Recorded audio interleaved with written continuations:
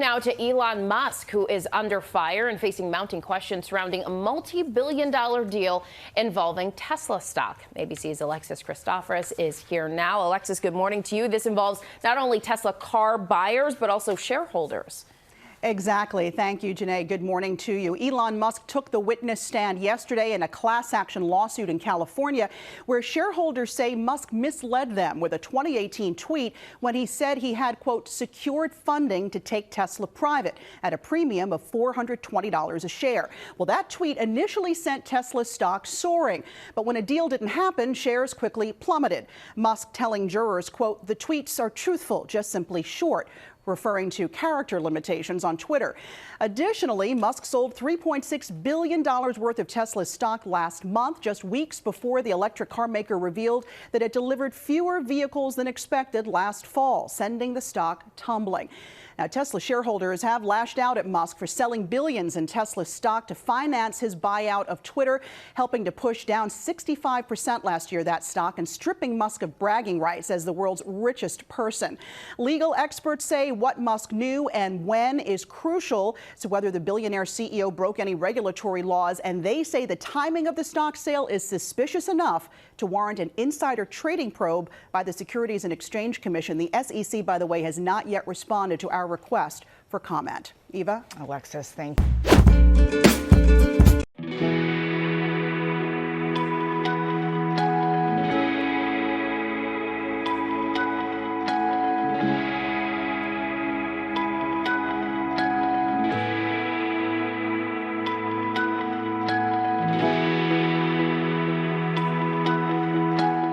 I'm walking in to get him. Let's go. Here we go. Following the moose tracks. That is a fresh set of antlers right there. Nice bull. Beautiful. This is crazy. Let's go ahead and pick him up. Yes. Here's one. Nice bull. Beautiful. There's the other one. Look at that.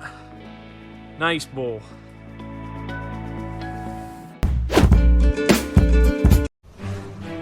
Breaking news in Florida, where a woman remains barricaded in a Daytona Beach hospital room after shooting her terminally ill husband.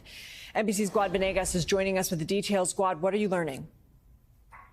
Lindsay, the last report from local police in Daytona Beach indicates they are currently negotiating with this woman. We have the information that she shot her terminally ill husband. After that, they indicate that the staff were cleared from the area, so she does not possess a threat to the staff in the hospital, and they are currently negotiating with the woman. Now, we don't have an update as of the condition of her husband that had been shot. We have one of our local affiliates outside the hospital, but at the moment we're waiting for more updates from local police.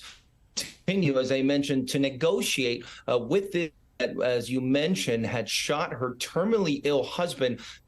Advent Health, one of the hospitals there in Daytona Police. Lindsay. Guad, do we know how this started?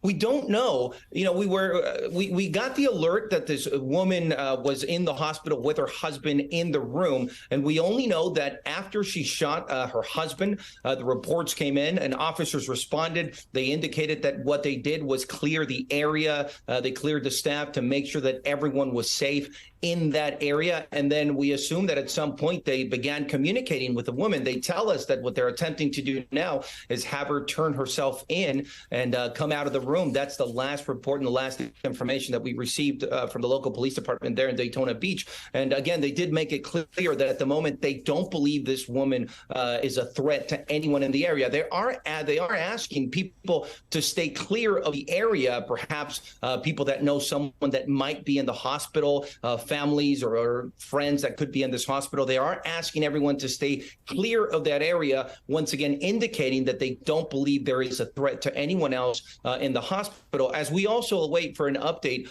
to the condition of the woman's husband who had been shot. Lindsay. Okay, Guad Venegas, thank you.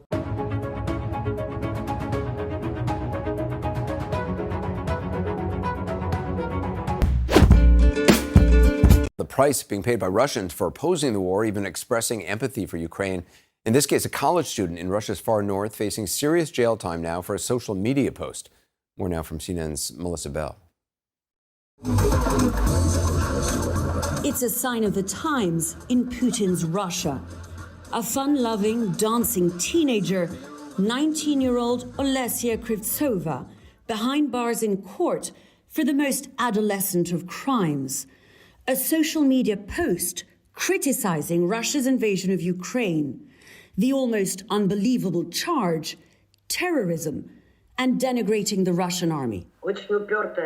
She is very stubborn, sometimes even headstrong. She has a heightened sense of justice, and this can be hard for her to live with.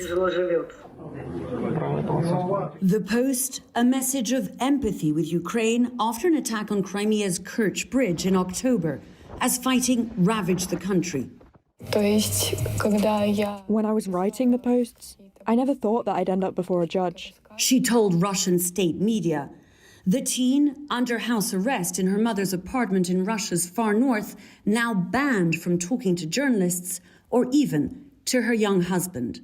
She faces years in jail if convicted. This is a region too remote from Moscow. There are no more protests here, so they're trying their utmost to strangle everything that's left. Big Brother's watching you, Olesya's tattoo reads, a Putin look-alike spider on one leg, a court-ordered tracking bracelet on the other. She's the youngest Russian prosecuted for opposing Russia's war, her lawyer says. And Russian media was quick to lay into her. We see that a 19-year-old fool, I can't say otherwise, continues to deliberately and repeatedly discredit the government, the president, and the armed forces. An attitude that reaches to the very heart of the Kremlin and explained by Putin himself just after the invasion. The Russian people will always be able to distinguish true patriots from scum and traitors. They will just spit them out. But nearly 12 months into this unpopular war that Moscow has had to send convicts to wage, Olesya's mother sees things differently. It's such a strange time, she says, that we've put prisoners in the war zone and teenagers in prison. Melissa Bell joins us. Now, what comes next for this 19-year-old and her family? Well, we've been speaking, Anderson, to the family's lawyer, who says that they simply haven't been told very much about the charges against her, the evidence, or indeed what happens next. And that is one of their big concerns. I think one of the most interesting things about this is that the semblance that the system might have had of any sense of justice has really gone away. One of the most chilling details is that when Olesya was first arrested, one of the police officers was carrying a hammer in the car on the way to the police station, explained that this was a hello from Wagner. And if ever there was a telling detail that shows that that semblance of an independent judiciary that is actually doing its job has gone away, that is it. This is about thuggery and it's about oppression, and the family simply don't know what's going to come next. Melissa Bell, appreciate it. Thank you. To actor Alec Baldwin, seen for the first time today after learning he will be charged with involuntary manslaughter after the deadly shooting on that movie set. Tonight, what his legal team is now saying, and here's Matt Rivers.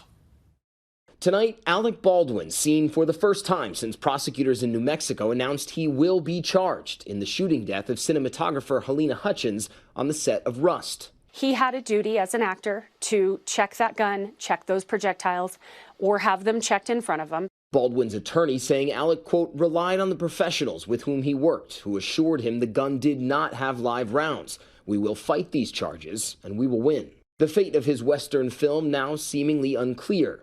But the New York Times reporting, according to an unnamed source of theirs, quote, as of Thursday, the movie was still on track to be completed, with Mr. Baldwin in the lead role, and Joel Souza, who was wounded in the shooting, returning as director. And that, quote, the project will include on-set safety supervisors and union crew members, and will bar any use of working weapons or any form of live ammunition, including blanks, the person said. Film production was set to resume this month, with Hutchins' widower named executive producer as part of a wrongful death settlement. But tonight, the production company behind Rust not commenting, as Balwdin faces 2 counts of involuntary manslaughter in the October 2021 accident.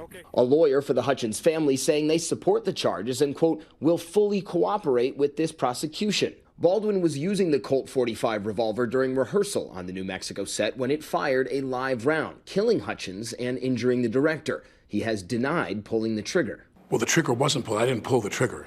But the DA says an FBI report shows the gun was fully functional on that set and did not misfire. The trigger had to have been pulled.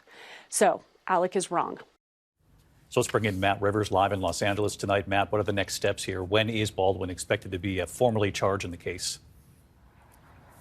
Well, David, the district attorney says that she has until the end of the month to file charges in this case, after which Balwdin would likely make a virtual appearance for his first court appearance in this case. And if he and his legal team plan to fight these charges, which they say they plan to do, this case could very well go to trial. David? All right, Matt Rivers live in Los Angeles. Thank you.